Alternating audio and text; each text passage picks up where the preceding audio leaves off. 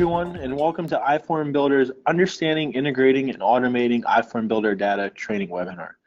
Your presenter today will be Barrett Johannesson, and myself, MJ Niscoda, will be your host for the day. Before we hop into the training webinar, I'd just like to bring up, we have an event coming up here, May 11th in Reston, Virginia. It's going to be our annual Power User Summit. If you haven't attended, it's a great event to come to.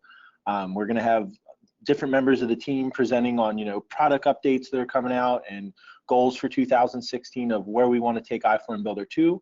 Also, we have current customers that have really taken the iFormBuilder platform to the next level, show off what they're using iFormBuilder for in their day-to-day data collections. Really powerful presentations if you're looking to, take iFormBuilder to the next level. These are individuals that have already done it and continue to push the envelope of what's achievable. Again, if you have time to come, it's a great presentation to come see. Oh, also, the 2 days before the iFormBuilder Summit, we will have our iFormBuilder certification. That's a class that we started last year in August, and most of them have been virtual up until this point. We're actually going to be offering in-class training, in-person certification with Barrett. So again, that's another thing you could book with coming to the Power User Summit as well. So you can make it a full week here with iFormBuilder in Virginia. All right, well, thank you so much for the introduction, MJ. I'm really excited for today's webinar. Before we begin, I'm actually going to do a quick poll. Number one, to see if you're awake, and number two, to see kind of who the audience is for today's session. So the poll is just asking if you're a current iFormBuilder user. If you could take a minute to go ahead and put your response in. And while you guys are voting, just to give you a little backstory here, I've been with Zerion Software for the past 3 years. My main focus here at Zerion Software is on training and making sure our users are up to speed on what's going on in the platform, and they're making use of best practices so that projects are deployed quickly and successfully.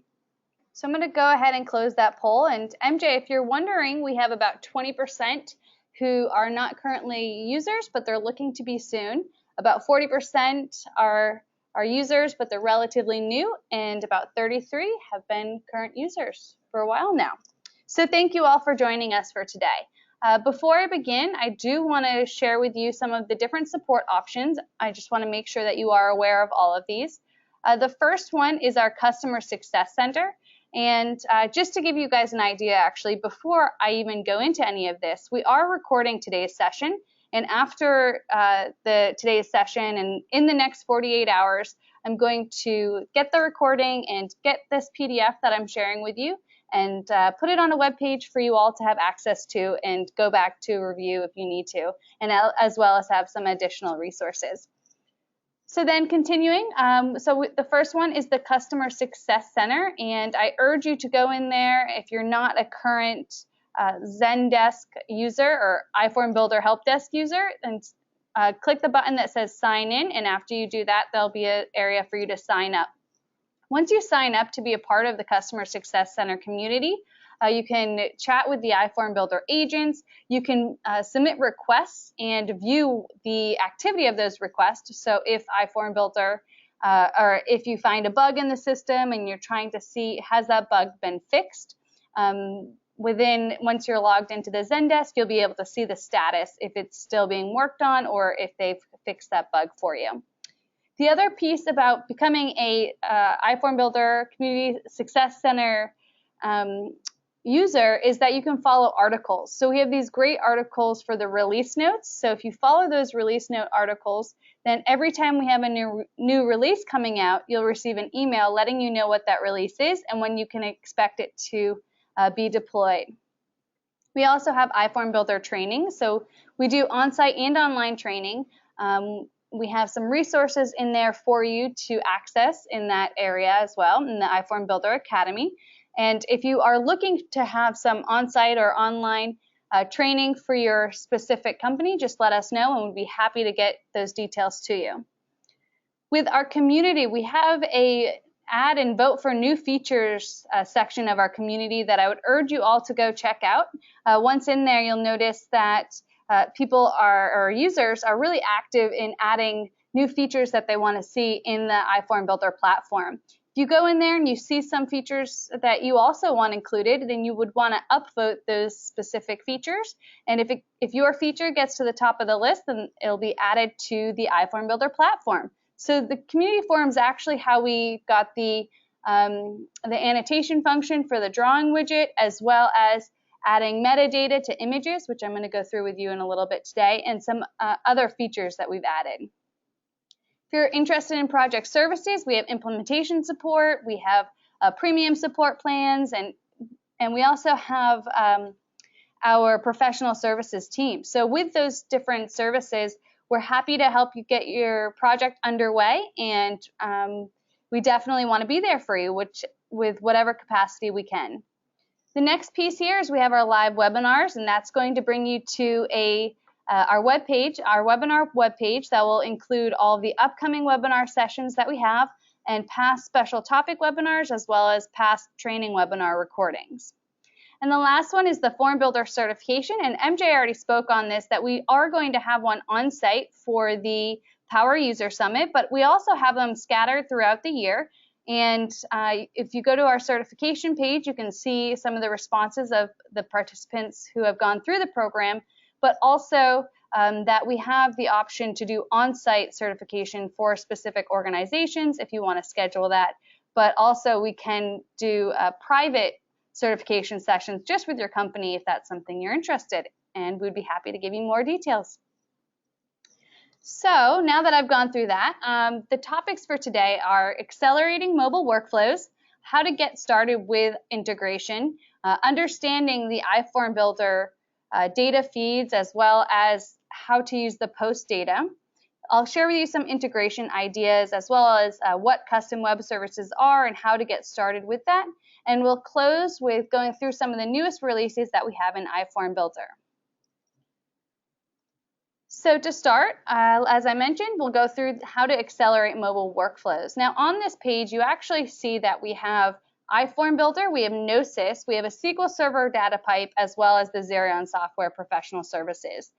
These four pieces are huge or very impactful when trying to accelerate your mobile workflow.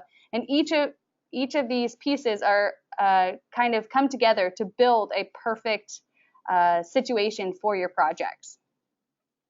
So, excuse me, so some of the ideas for accelerating your mobile workflow is the idea of dashboards, reports, how to refine your data and aggregate data sources, how to do some form rendering, and as well as where's your data being stored. And the last one is the form building. So these are just a part of that workflow, and they all come together to build that acceleration for your projects. The first one that I actually want to talk to you about before we go into some of the data is Gnosis. And the reason I want to start with Gnosis here is because this is a new Zerion software product, and it focuses all on data. And again, after today's session, if you want more information, we'd be happy to go through it with you, and I'll actually be giving you a demo in a few minutes here using Gnosis. But what Gnosis does is it allows you to take data that was collected, whether it's in iFormBuilder or another source, bring it into one central location. You can aggregate that data. You can edit that data, as well as you can share that data in a very secure environment. So we think of this a lot as a data refinery almost. So all the data is coming in, and then you can actually refine it, and then you can distribute it. You have multiple data.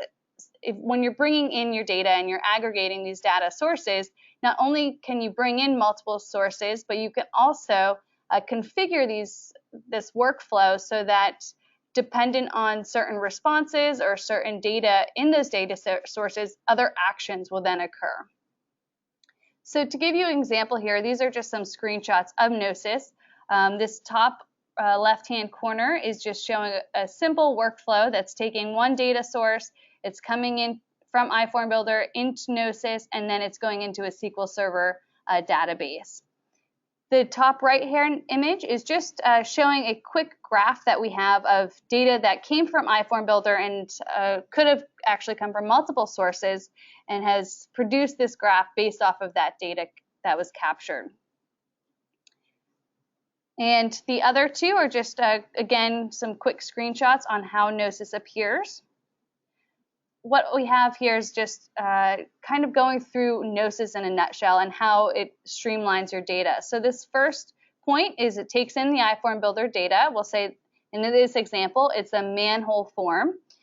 Based off the user's responses in the manhole form, it'll separate the data from the parent form into two subforms, a manhole subform as well as an infraction subform.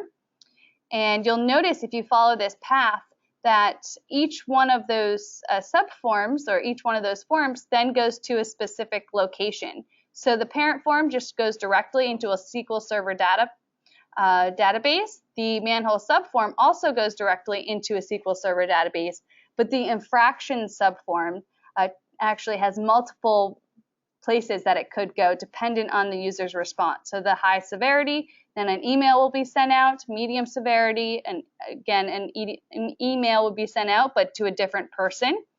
The low severity has an email, but to a different supervisor, as well as the bottom one with the infractions by severity, that would also be an email, but to a separate person. So that just kind of shows you actually two pieces here. It shows you Gnosis and how it can streamline that, accelerate that mobile workflow, but also the iFormBuilder SQL Server data pipe. Again, this goes a little bit more detail into the SQL Server data pipe. It uses Gnosis as a way to perform this action. And now what I want to do is I'm going to bring up my device and actually give you a quick demo of how this acceleration can take place.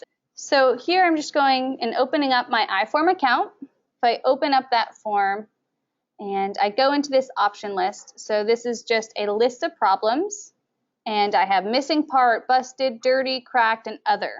So I'm going to go through and select the other option. Once I've done that, you'll notice that this text area appears. And let's say the other problem is a broken window. So I'll go ahead and type that in.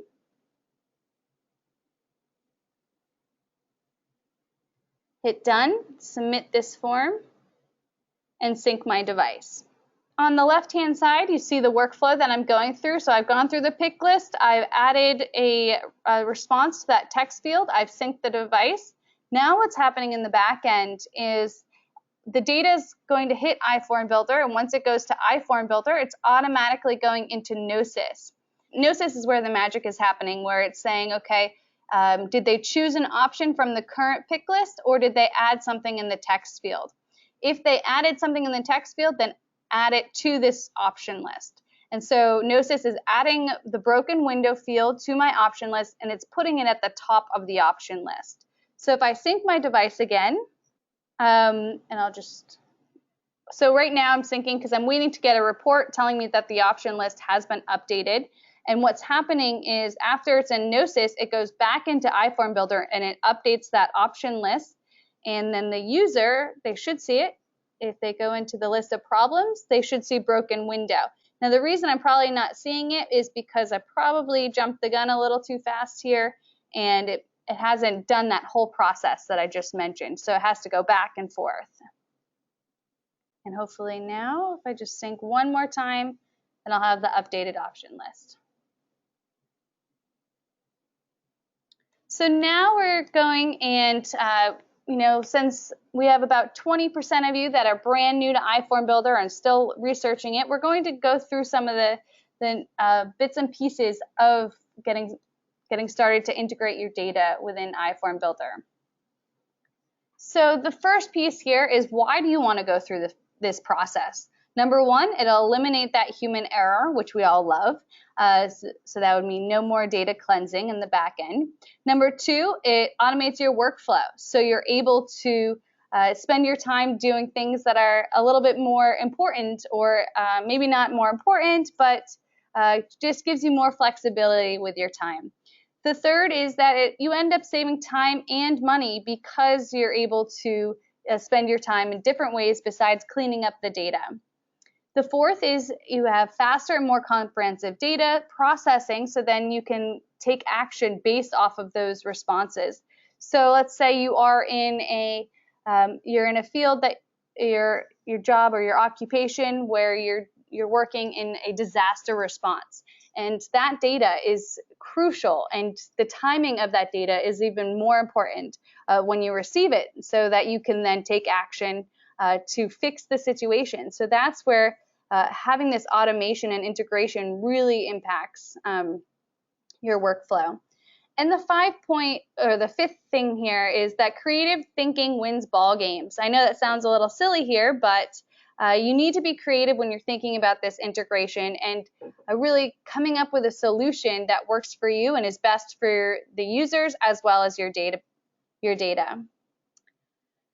So let's go through this and go into the understanding the iFormBuilder data. So when you log into your iFormBuilder account, at the very top, and when you're looking at your data, you'll see that you have views and you have feeds. Now, a lot of folks just immediately see the Excel and they go directly into that, and that's fine. That works for a lot of folks, but there's also these great feeds that we have, which allow you to view the metadata. And the metadata is what's being captured in the background of the user's device, and it includes things like the location, the username who's logged in, and a timestamp for when they actually were capturing that data. You'll notice in the screenshot as well is there's a created and there's a modified. When you see created, that's when that user first launched that form, and modified is the last time that that record was touched. So it's showing you that information, and the user doesn't even have to put any information in for that. Excuse me. So here's just a write-up of what is in the metadata and what each piece actually stands for. Now what I want to do is I'm going to jump over and show you the difference of the looking at a view versus a feed. So this is a simple form that I have that has one subform attached to it, and this is looking at that Excel view. So at the very top, I see the record ID, and then I see the different fields in the form and the user's responses. At the bottom, you'll notice that there's a second tab. Now that second tab is the subform, and when I go into the subform record for the ID, I see S2. Now that's telling me that this is a subform record for the parent form that has the ID 2. So if I go back there, then ID 2 is the parent form and this is the subform. So they are separated. You'll also notice that in row 1, they're using the labels of the fields in the form. So the labels are what the user is seeing on their device as well. Now if we jump over and look at this same data set in a feed, you'll notice that all of a sudden A through M, well actually, yeah, A through M is showing our metadata. Again, that's what's being captured in the background of the user's device. So you have more location information. You see their username and that's the created date and modified date as well. If I move over, you'll also see that instead of having the labels, we have the data column names. It's important to see this because the data column names are what you're going to use for your integration as well. If I jump over and look at the subform here, I have metadata for the subform records. I see the ID of this subform and the parent record ID, and so that's where, again, I can see the relationship between the two forms and records. The next piece that I want to talk about here is actually image metadata, and this is something that's brand new. It's actually hasn't been released yet for the iOS side. It's still only available on Android, but hopefully in the next week or so, the iOS will be available and you'll be able to use this as well. Before we have this image metadata, every image that the user took, it would just be uploaded and you'd have a link to access that image in the data view or the data feed. Now what we ended up seeing and what our customers kept telling us is, well, the location that the user actually takes that picture is more important than where they started that record, or it has a different significance to them. So what you now have the ability to do using this tool, and I have the link located here, you're able to take a URL of an image. So I have this This is a URL that I took from one of the data sets that I had, and I went to the tool that I have the link in the PDF that I shared, and I placed the URL, the image URL, in the image URL section, and then after doing that, I did click the button, View Image at URL, and voila. I see what kind of camera was used, the lens, the exposure, more importantly, the location, and it even gives you a guess location based off of the coordinates, shows you the image, and what kind of file it is. What I also really like is that using this tool, it shows you on a map where that specific point references. So it's really powerful that way. So the other piece here, and this is especially helpful for those of you who are new, you may not have noticed this before, but we also have a filtering process when you're looking at your iFormBuilder data. So if I go back to my control panel and I actually select one of the, oops, let me actually go back here altogether. If I select one of these specific rows and I click the list view, I can then take this data and filter this so that maybe I only am looking at the Nissans. To do this, I highlight, or I jump over to the right-hand corner and I see this little filter icon. I always think of that as a coffee filter. I click on our coffee filter, and then I'm able to decide, maybe I want to see, again, between a specific date range, I want to filter the data, or I just want to see a specific make or model. So if I do, excuse me, I can go over and select from a pick list. I can select one of those specific vehicles, or I can choose one of the manufacturers. And once I do that, once I set a filter, then I only will see the data set that has that meets that requirement. Now, I just did a very, very simple filter. You can make it a little bit more complex if you need to. And this filter will actually stay in place until I reset or clear that filter. So if you notice on the data view page now, the filtered question mark, and now I have coffee in that filter. If I click that filter, it brings me back to the criteria that I had put in to create the filter. And to remove it, I just go up into the top right-hand corner and click the clear filter button, and now the filter no longer exists. But it's really nice to be able to have that filter to, again, just see certain data fields, but also it's really nice that it stays in place until you clear it. So if you want to create a filter so that your other users are only seeing certain fields, you can only have one filter going, but then that's a great way to limit what they're seeing.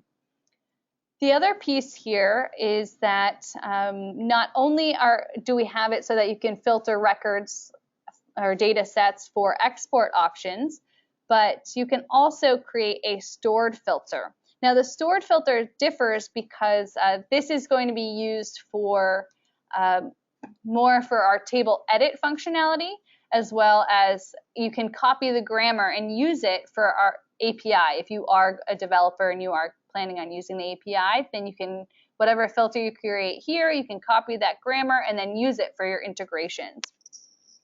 So to go through this process, if I were to create a new filter, just give it a second to load all of the data. I would then put it in a name. So I'll just call this test 2. I can select what fields that I want to view here. And then I can go in and select the manufacturer and the model. If I wanted to have it so that it sorts by one of those, I can also choose which field it'll be sorted by.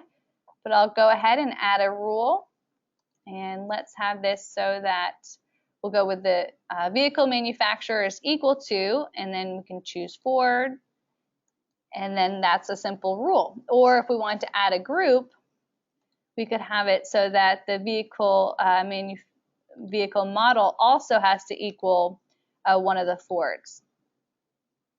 Once I set this up, and I'm actually going to remove that last one and put this to Nissan since I know that there's some data there. I'm just going to save my filter. And when you have subforms attached, then you can add and create filters for the subforms as well. Unfortunately, the example that I gave you here didn't have any subforms. So once I've created this filter, let's say I wanted to edit some of that data, I can then go into the table edit view, and I'll give it a second to populate those fields.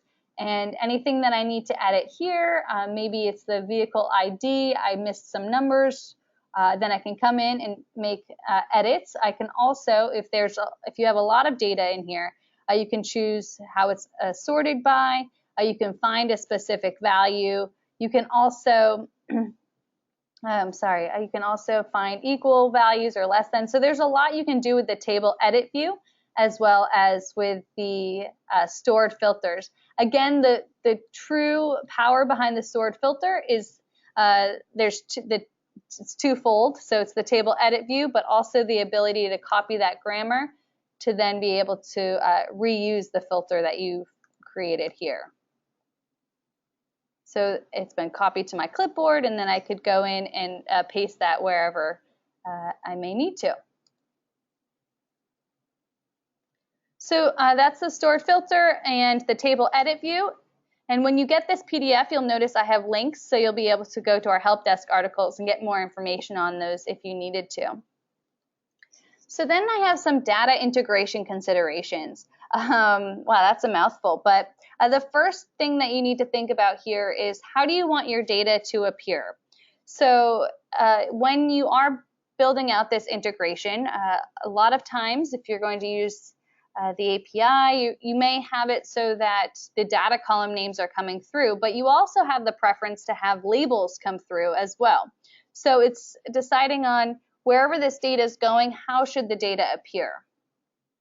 The next piece here is it's really important for you to keep in mind that whenever you're editing a form, if you have configured it to post that data to another location, then you want to make sure you also update that other source so that the data will pass through correctly and that you can then view any added fields that you've done. So essentially the way that I think of this is that if you update your form, make sure you update everywhere else that you're posting that data to.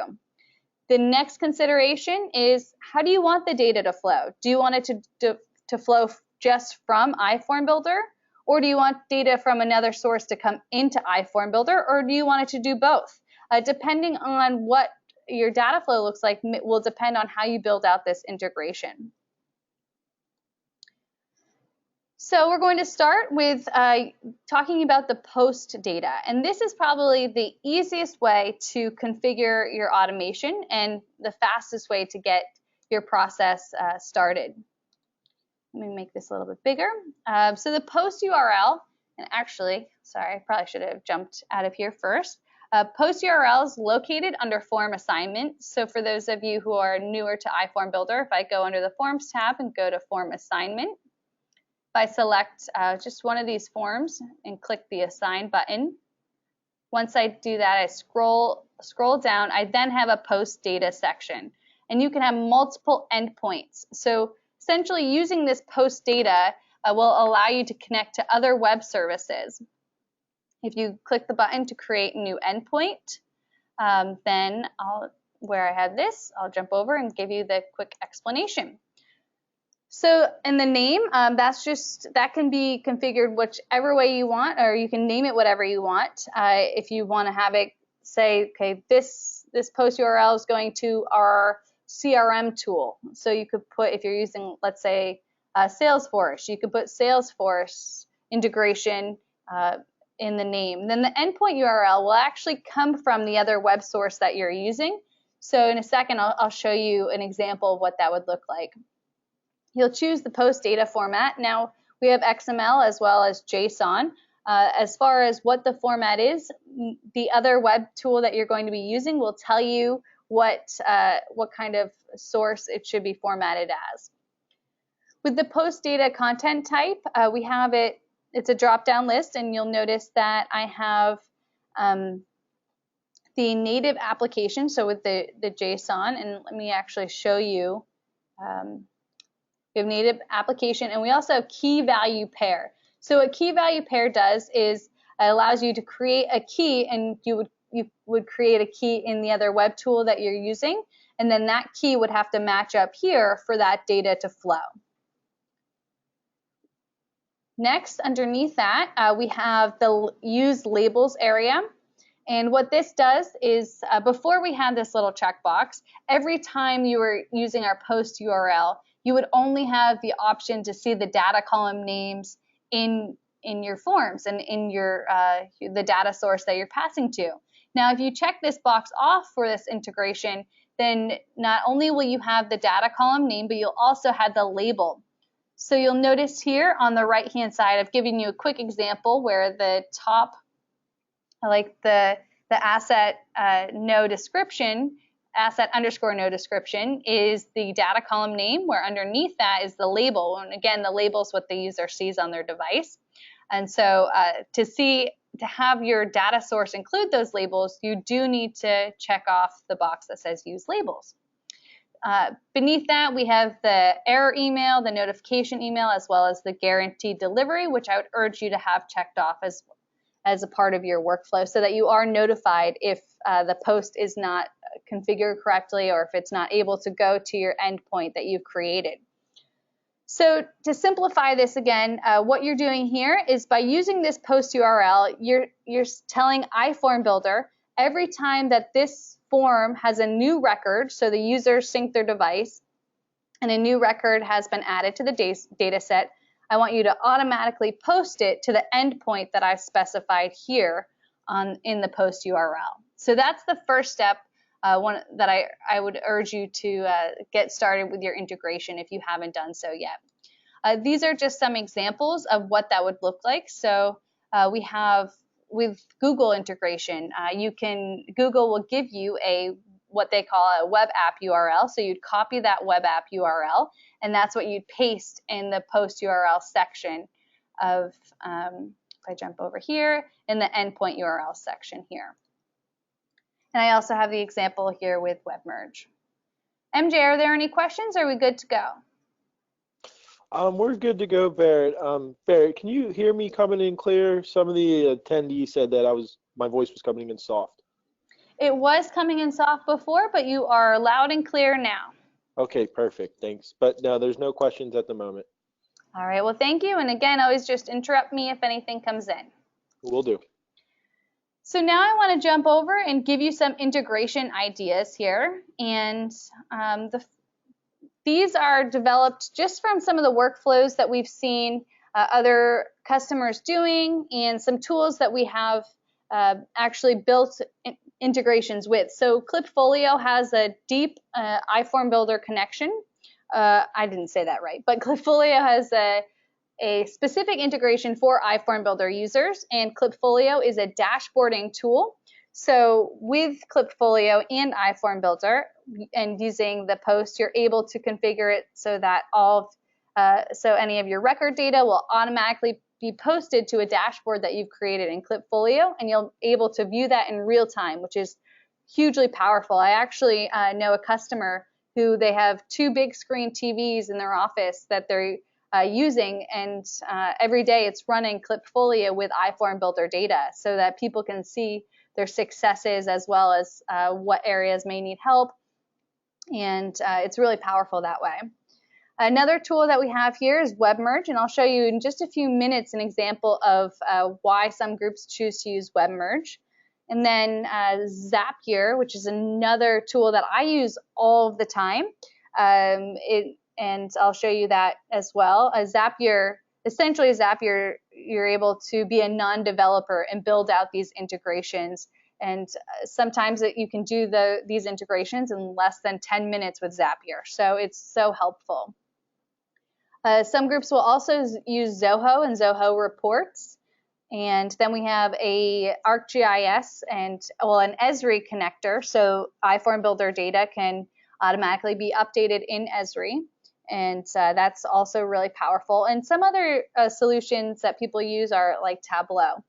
I also have on the bottom of this page some other integration ideas and links to our help desk article that I'd urge you to check out. The first thing that I wanted to go through as far as some examples on integrations is with Google. So, what we love about Google is it's free. Not only is that what we love, but it also allows for some really deep integrations and customizations for iFormBuilder. So it's not just taking iFormBuilder data and adding a new row to a spreadsheet, which is really helpful as is, but you can also take iFormBuilder data and map it to create a custom Google Doc or PDF that can automatically be emailed to a customer. So iFormBuilder will give you a PDF if you need it, but with this integration to Google, you can actually generate this PDF and have it automatically sent in an email instead of you having to go pick up the PDF under the data tab. So it's a great way. If you do need PDFs and you do need a custom PDF, then Google is a great way to do that. These are all links to help you get started with your Google integration. And I've included 2 script examples, so the one for a Google Sheet and one for a Google Doc. On this screen here, this is just, again, giving some other examples of what you can do with Google. At the top corner where we have that custom PDF, you'll notice that where we have store name, I have percentage sign and then the data column name for that field in my form, and then closing again with a percentage sign. So when you're generating and developing your custom PDF in Google Docs, then that's how you're going to map to the fields in your form. You'll also need to go into the script editor and make some changes, and that's where that example link that I've shared with you on the previous slide would be really helpful. But to get to the script editor in Google Docs, you'll go under the tools and then you'll select script editor from there. So that is Google, and there's even more than what I just showed in Google. I mean, you can take the data that's added to spreadsheets and then have it create a report and actually have a dashboard in Google as well. So there's, like I said in the beginning of this session, be creative with your solutions because there's always a way to do what you want. So the next tool I wanted to show you was Zapier. And I'll jump into my Zapier account in just a minute, but essentially Zapier has over 500 different web apps that you can connect to. Now some of those web apps are considered a Zapier Plus, so you need to have a specific subscription to be able to build out those connections, but a lot of them don't have that, and all you have to do is have an account in both web apps, and then you're able to connect your 2 accounts and build out this automation. So let me just jump over here.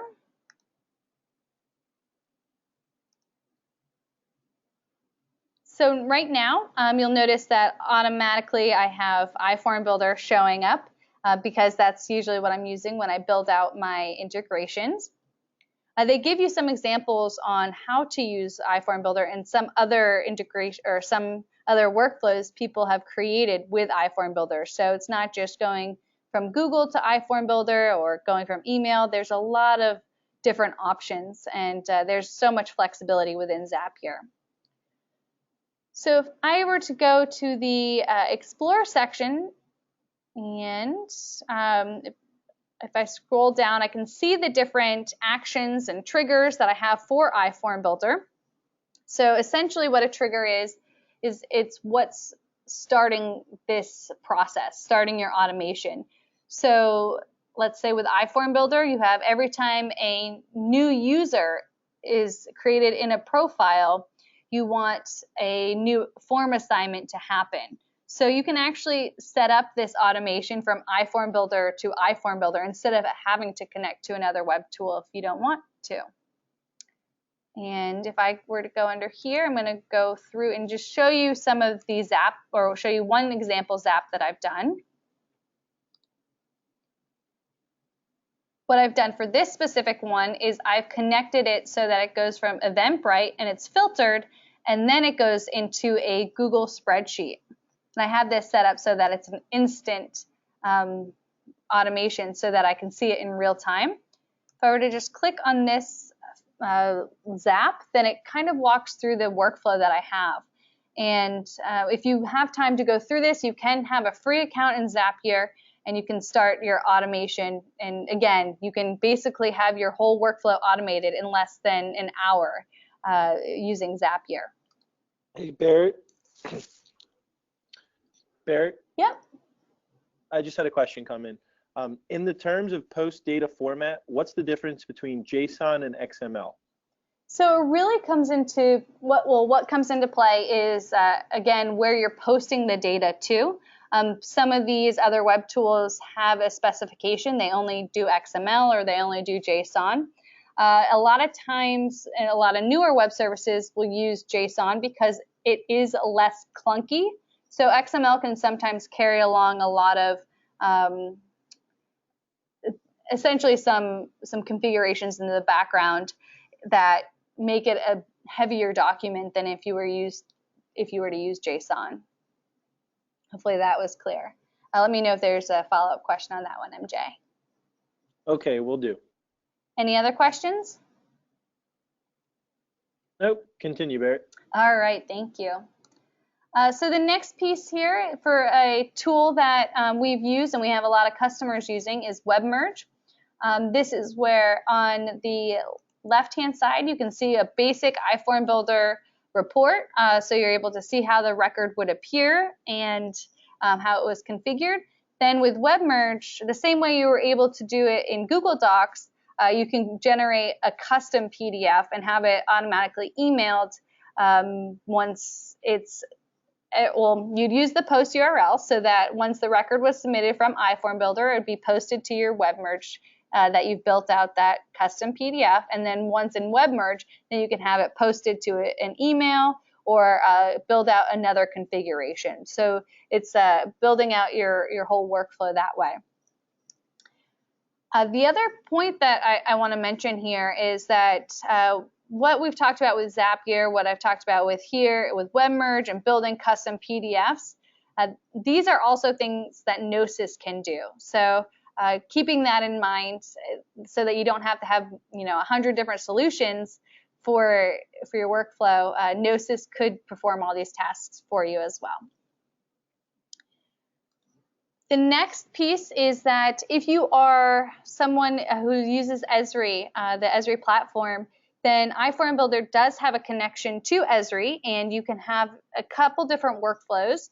You could have it so that all the data from iFormBuilder will be updated to your ArcGIS Online account, so that every time a record is submitted, you'll be able to see that data on your map. You can also have feature services come into iFormBuilder and to build forms from there. And we have an integration between Esri apps and the iForm app. So if you wanted it to have the flow so that the user can select a point in an Esri app, then they would select that point. Let's say the collector app, they would select that, and then once in there, they would have a custom URL that will launch the iForm app and actually pre-populate some of those fields in the form. And then once the user is done with collecting that record data in iForm, they'll sync their device and it's automatically updated in the collector app and the ArcGIS Online.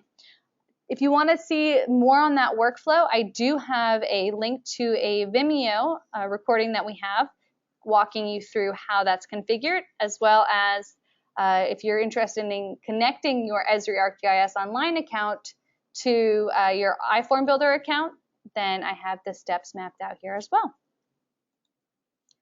All right, as we get to a close here, the next piece is a custom web service. So earlier I asked you, or I mentioned, one of the considerations that you have to have is, do you want iFormBuilder data just to go to other web services, or do you want data to also come into iFormBuilder?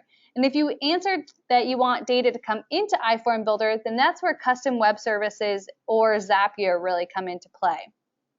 So, hey Barrett, yeah. Just had a question come in. I mean, this is for everyone. If you'd like to learn more about Gnosis, how to access it, costs associated with it, please send Barrett an email after this, and then we can possibly set up a demo sometime either later this week or early next week to go further into Gnosis. Great, MJ. Thank you for mentioning that. Also, I had another question come in. Will the Esri collector app integration come for Android as well? So currently, it's only on iOS, and if that's something that is a must-have for you, then we'd be happy to talk through what that would look like. And I will mention that within the iForm app itself, we do have the ability, we have what we call the Esri widget, and with that you're able to create a drop point, and that is available on both iOS and Android. The configuration from the collector app into the iForm app is only on iOS currently, but again, we can talk through that if that's something that you're interested in. So now we're going into what is a custom web service. So this is where you'd use our API, and we have documentation on that, and I'll share the links in just a minute. A developer would use our API so that your data can flow bi-directional. Again, that's going in and out of iFormBuilder, and it automates your workflow. So what some groups have done, some customers, is they actually never go into the iFormBuilder platform at all now.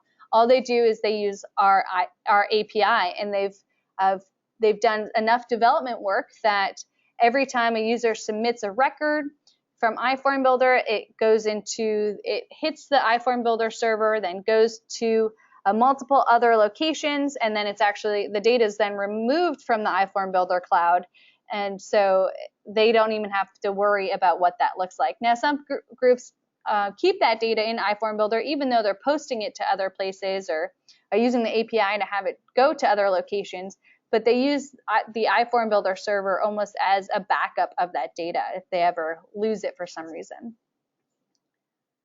Why would you want to develop a custom web service? Of course, the first one, if you want to integrate data from multiple sources. The second, to redefine your workflow. And the third, which I just briefly touched upon, is just for that full task automation. What I do see a lot of the time with customers is this need to update option lists. And that's where API usually is where people will start. And then once they get familiar with the API, that's where everything else really comes into play. And that's really exciting to see. Here are just some of the links that I mentioned on getting started with our API and some additional integration resources. And now, as we get towards the end, I just want to mention some of our new iFormBuilder releases. The first one I have here on the left-hand side is that we have a release 8.8, and the server update already took place, but the iOS update is still in the, we're still waiting for that in Apple review, but that should be coming out in the next couple of weeks. And with that iOS update is where you'll have that metadata for the images. What I showed you today was the metadata for Android devices when they take pictures, and so that's why I was able to share that to you today, because that's already been released. Now, for the server update, one part of this that I want to mention is that before 8.8, you were able to customize the subject of the email alert at all, which kind of made it difficult for people to quickly identify what that form was about. And so now what you're able to do is if you go under form assignment and you go into email alert, you'll see a subject, and then you'll see a drop-down list. And in that drop-down list, you'll be able to see some of the fields in your form. They'll display, and you're able to select which ones you want to be the subject for that specific record. And with our latest Android release, we had it so that the decimal points aren't automatically inserted. You can configure to have those in there, but that was the big one that I think a lot of Android users really appreciated. What I also want to mention is that these are the links to those help desk articles, so you can go check those out. And really briefly here, I want to thank you for taking your time out of your busy schedule to join us in today's webinar. I hope that you found this valuable and got the creative juices flowing so that you can start thinking about how to start automating your processes. And if there's anything we can ever do for you, please let me know. Again, in the next 48 hours, you're going to receive an email with the recording of the session PDF. I'm also going to give you the opportunity to be a beta tester for our new form builder. And so if you just fill out that survey that will be on that webpage, then we're happy to have you be a part of that. All right, well, thank you all again, and thank you, MJ, and everyone enjoy the rest of your day.